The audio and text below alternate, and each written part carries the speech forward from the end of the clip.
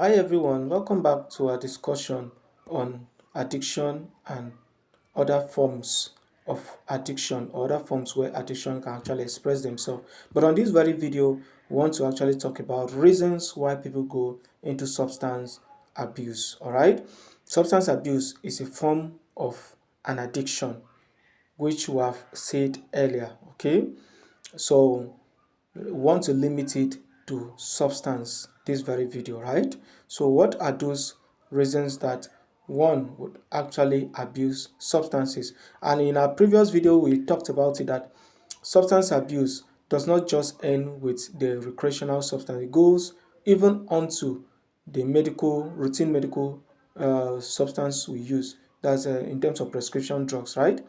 So what are those reasons? They actually centers around a couple of things.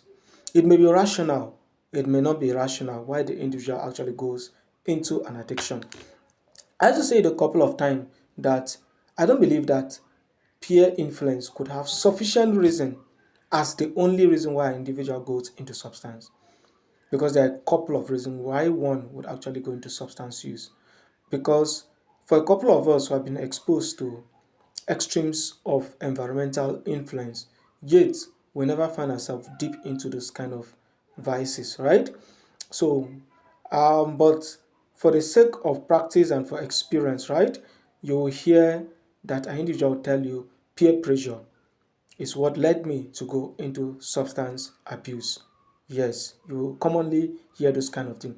But I would rather say that a couple of things are combined to make an individual go into substance use. Without making further ado, let's start with the first one. The first one has to do with the brain chemistry and genetics. All right. What we simply mean by the aspect of brain chemistry and genetics, it actually has to do with the aspect of inheritance and how that individual brain function is actually organized. Yes, so ranging from the neurotransmitters, the normal physiological function, the transmission that in terms of the synapses and so on. Yes, or the hormones, all those things, they come to play a role. Yes, they play a role in substance abuse. So substance abuse can actually be inherited. Science have come to prove that. Having said that, yes, before I move forward to the next one, I would like to also let us know that upon research, there are substances in the brain responsible for substance abuse to actually be inherited. So, but I won't like to bore us on that. So, I would like to move on to the next reason why people go into substance abuse. What we call co-occurring medical conditions. Right? There are conditions that actually cause excruciating pain, and the presence of this very condition can make an individual to abuse the over-the-counter prescriptions such as tramadol. So you find the individual will progress because of the extremes of pain, will progress from the routine paracetamol, diclofenac, and the ibuprofen. I will start using um, tramadol. So tramadol is highly addictive, and it's very stressful in quitting it. That individual might even need a rehabilitation to actually manage tramadol addiction. Yes, so a co-occurring medical condition can actually expose an individual to the use of substances. So we have lack of education and awareness. This is common in rural setting, all right?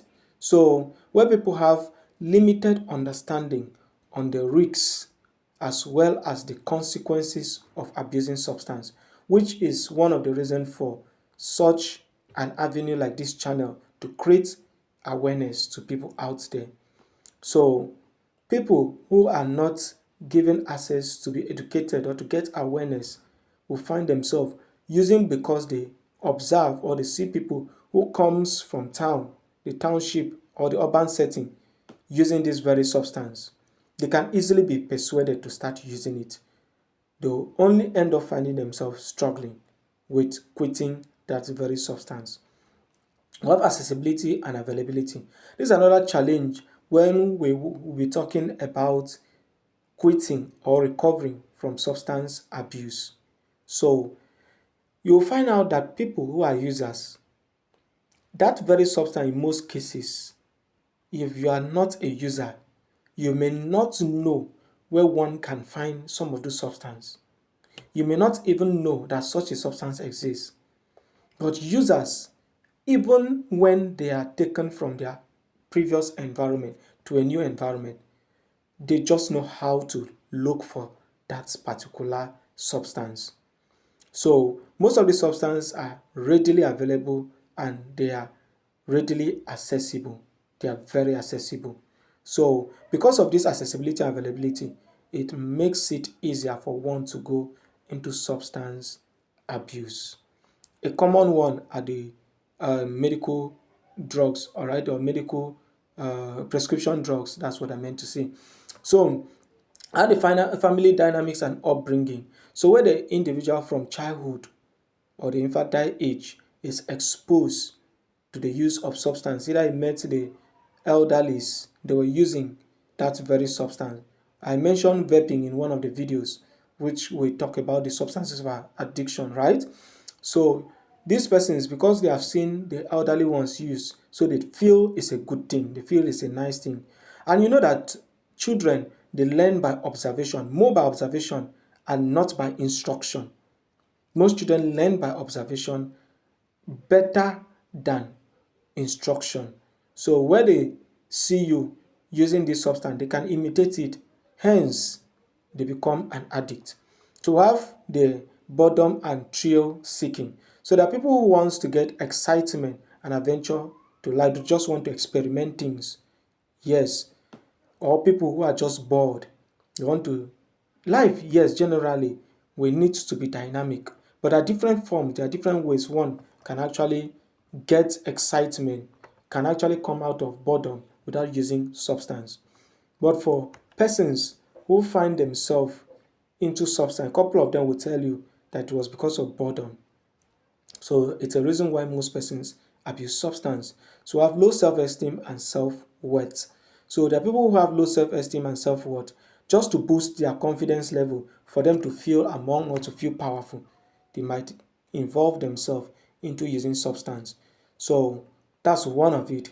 So we have the traumatic event or the post-traumatic disorder.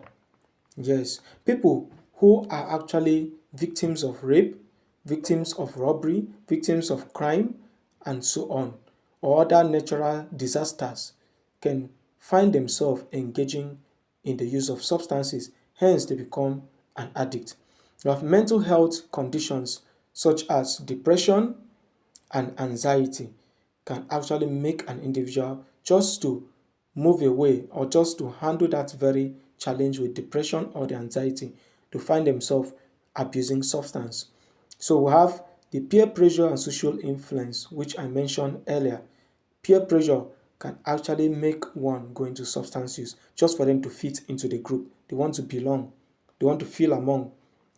So we have the aspect of curiosity and experimentation. There are those persons who say, what exactly is in this substance? What are people finding in this substance? Some person will tell you that you actually get inspiration when you use marijuana, while some persons will tell you that when you use codeine, or a couple of them, that you can get or maybe tramadol, you can be able to uh, have sex, satisfying sex. So some of these information which are untrue can actually lead one to become a user or an addict. So experimentation or curiosity can lead into substance abuse. Coping mechanism, just to deal with the stress of life, anxiety, trauma, and other emotional pain, one can actually find themselves becoming a user. So we have other recreational purposes such as engaging in sport, religious activities, and so on can actually lead one to become an addict. So I've already mentioned sex enhancers. Some persons, because they have dysfunctional uh, in sex life, so they might want to actually enhance their sex life by indulging into substance use. Some persons might go into it because of heavy academic load just for them to stay awake and so on. They might use stimulants and end up finding them, such as you heard of there's this particular one called Nescaf or caffeines. They will find themselves using it and end up becoming addicted to it. So we have the next one, which is ambiguous tasks to carry out, or a strenuous tasks to actually carry out. So people who actually find themselves in extremes of activity that require severe manpower or strength, that's what I mean, or vigor, can actually lead one to start using substance. Yes. Then we have the aspect of celebration or social functions. In fact, it's becoming a real challenge these days that if you're having a function and then there is no substance in terms of alcohol or nicotine, your event looks like nothing happened. So these are some of the ways that enable or aids users or people to go into an addiction. So we also have traditional rites, so such as the marriage rite, such as the burial rite, coronation, and so on, can also enhance substance use. So we have mood enhancers, those people that want to feel relaxed, they want to feel good, they want to feel happy, they want to feel excited or elated. So this could be some of the reasons why most persons go into substance use. So if you're a user or you know someone who uses or you have heard of substance abuse before, and you know some of these reasons why people go, you have heard some of them, please let us know in that comment box. What are those reasons that you feel have led most persons to go into substance abuse? Thank you so much for watching up to this very point. And if this is your first time coming across this very channel, I will appreciate that you come back because there are a lot and there are more on the table for the taking. I look forward to that very moment where this very channel becomes your most favorite click. Thank you so much for always coming back. God bless you.